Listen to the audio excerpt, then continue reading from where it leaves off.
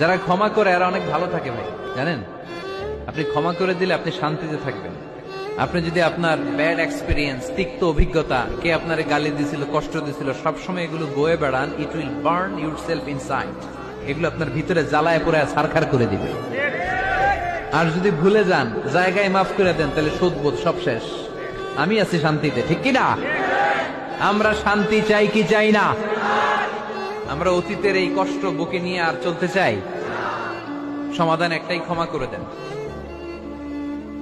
Stamford university, ক্যালিফোর্নিয়ার Stamford ইউনিভার্সিটির একজন প্রফেসর ফ্রেডরিক লাস্কিন, ওনার একটা আর্টিকেল আমি পড়েছি। ওখানে উনি গবেষণা চালিয়েছেন, অনেক মানুষের মধ্যে গবেষণা চালিয়ে দেখেছেন যে যারা অন্যরা ক্ষমা করতে পারে না, এদের রোগ বালাই বেশি, কষ্ট বেশি।